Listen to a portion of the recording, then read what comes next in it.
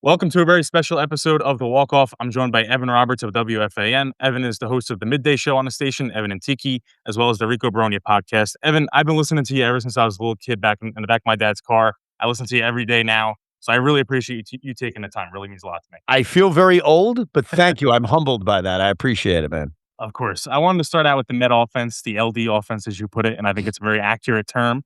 For once on Tuesday night, we really didn't have to worry about them. It was an 8-0 win. Was it more so the Nationals pitching and the Nationals defense, or do you think maybe it's a sign of things to come for that offense? I hope it's a sign of things to come, but I need to see more. And when they got to 8 runs, I think we were all confident, like, okay, they're going to win. Clay Holmes was in control. But I would have liked to have seen the offense do something in the fifth, sixth, seventh, or eighth inning to give you signs that they're truly breaking out of it. So I'm not overly confident that they are, but there were positive signs. I mean, Carson Bench has been a different player over the last few weeks. Obviously, having Juan Soto back and him going deep to his power spot, the left center field, is a great sign. But I think we're gonna need to see a lot more before we actually believe this offense is back or what it was capable of doing. Bigger picture, obviously everybody's going after Stearns, going after Mendoza, but personally, Steve Cohen, I don't know if, I mean, obviously he was presented to us as the savior. Are you starting to have a little bit of trepidation about that? Because I know I certainly am. My issues with Steve Cohen is probably more with the way he handles Twitter and the fans and his public persona, because I've talked about a lot of owners in my time on the station, right? Whether it's James Dolan or Woody Johnson or John Mara, and some disagree with this, but my take on an owner is I want them to spend a lot of money, which Steve clearly does.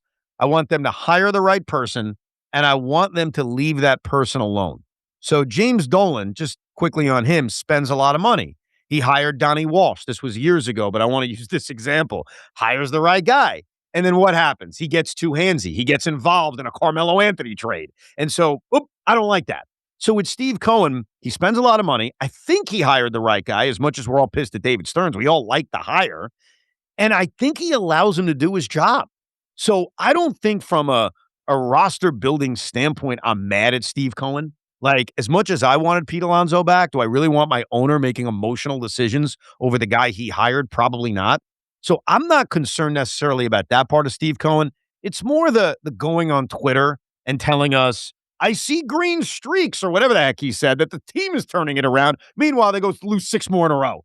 Or the decision to talk about fans not using the free tickets he gave them. It's weird PR stuff that probably annoys me more about Steve Cohen, the arrogance of not putting tickets on sale for August and September because he thought the team was going to be so good, price gouging the season ticket holders, things like that.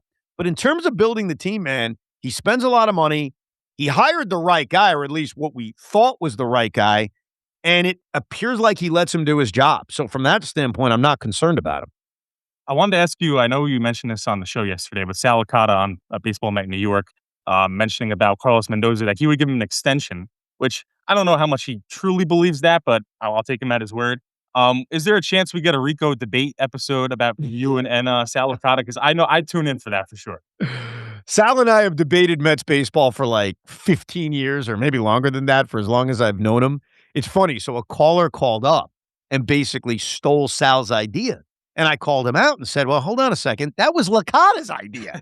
So at least give him credit or blame for it. Look, obviously I disagree with Sal, but I understood, like, if you get past the crazy headline of giving Mendoza an extension and you think about what he said, I get what he's saying. What he's saying is the only way to stop the discourse around firing Carlos Mendoza is to give him an extension, and that would end the discussion.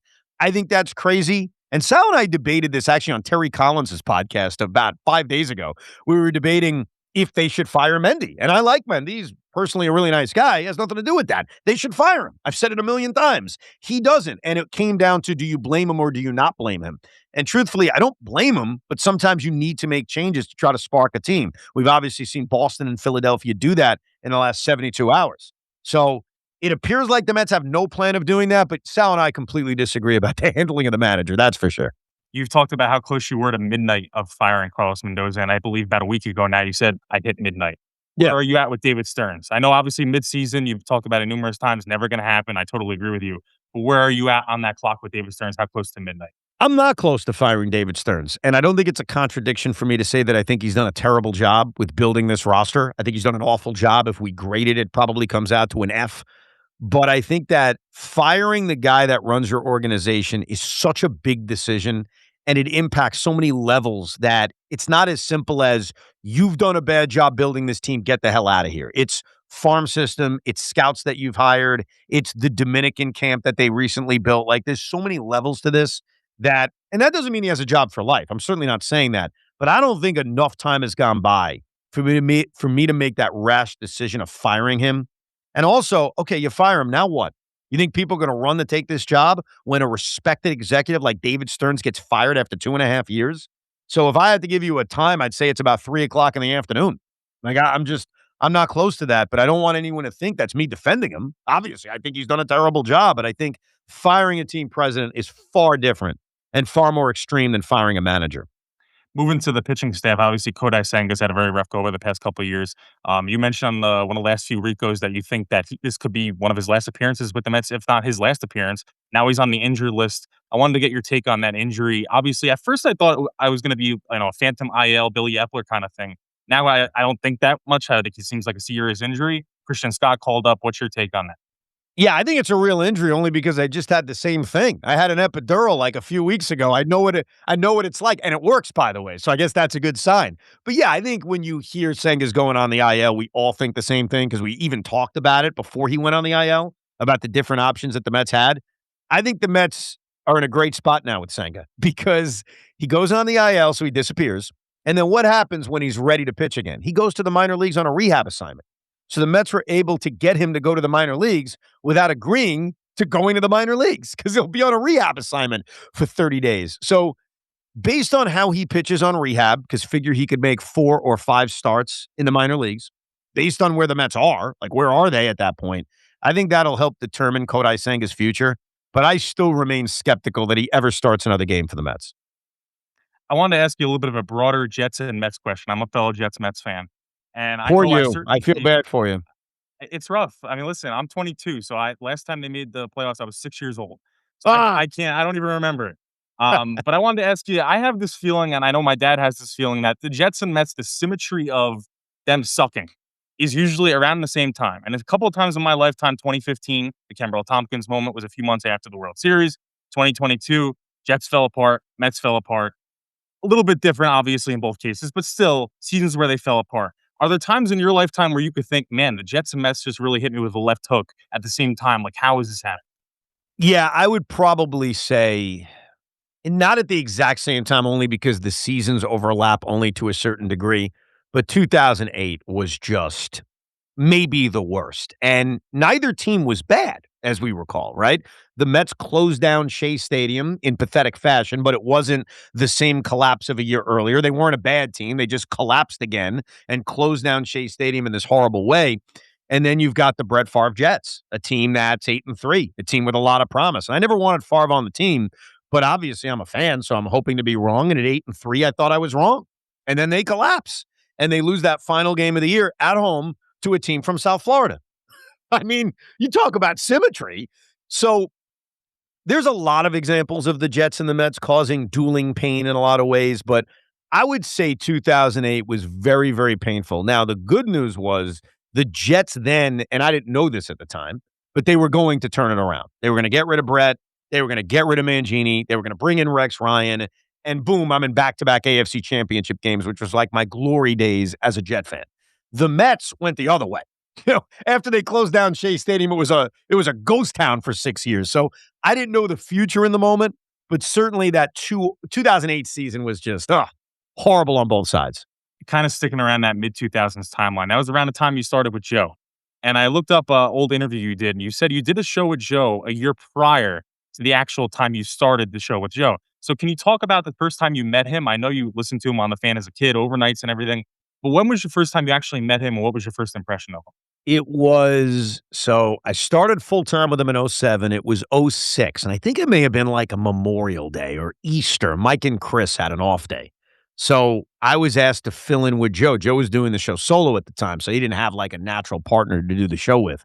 And when I was asked about it, I was so excited. I was also nervous because I had another full-time job, so I had to find a way to get off from my other full-time job at Sirius to make sure I could do this because clearly this was a priority. But I was ecstatic because, like you said, I grew up listening to him.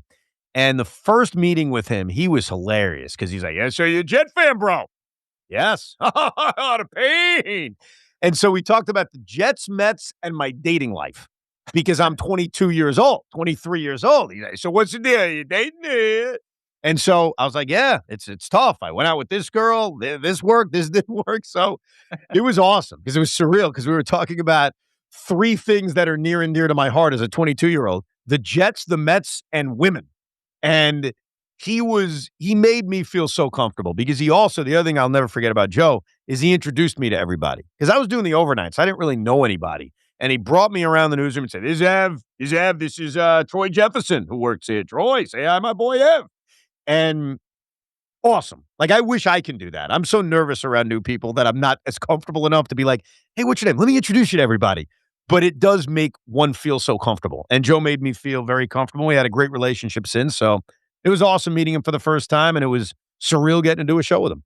And since then, that's about 20 years ago now. How do you think your fandom has changed or stayed the same? I don't know how you do everything you do. The Rico podcast, an hour, 4 hours on the fan. Obviously, you have a busy family life. How has your fandom changed and stayed the same in those 20 years and even since you were a little kid? It's a great question. I think when you're in this business, it's easy for your fandom to become jaded or for you not to care as much. And a lot of people freely admit it. Like Giannotti will talk about it. Like, "Hey, I'm not the same as when I was 12. I grew up." I think I've grown up to this degree. I still care. It still kills me. I still watch every game. I still find a way, usually with DVR, so that I can balance my life. I'm never going to miss a Little League game or anything like that. I just DVR the game, and you could kind of eat your cake and have it too, whatever that stupid saying is. But I think where I've grown, where I've matured, and where my fandom is different, and it really hit me. Nets Celtics game one when they lost at the buzzer on a Jason Tatum game winner. It was a Sunday afternoon, and I was screaming the F word at the top of my lungs. I was so depressed. And then I just looked into my kid's eyes and I said, "All right, does this really matter?"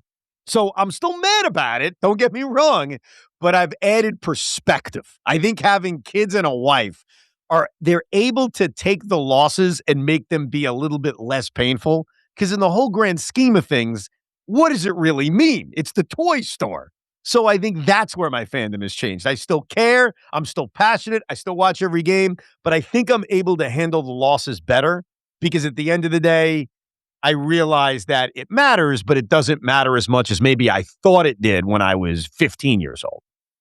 Do you think we'll ever get Jet or Spence as a co-host on the Rico sometime? Yeah, when they get a little bit older? Spence wants to do it. He asks me all the time, and he showed up on a Rico a couple weeks ago and was dancing behind me. So he's very interested in it, and I would not be surprised if he's on a Rico very soon. Awesome, awesome. I know as a listener, and this I hate to add more work to your plate, but would you ever do a Jet style Rico podcast? Because I would listen to that daily. I know it's more work, but I'd love to listen to it. I want to do a Jet style Rico. I'd love to do a Net style Rico. I actually did it a couple of years ago, and I love wrestling. And that's why many years ago, before I did the Rico, I did the Evan Roberts podcast, where I would just do those things when I wanted to. All right, it's right before the draft. I'm going to do a Jets preview show.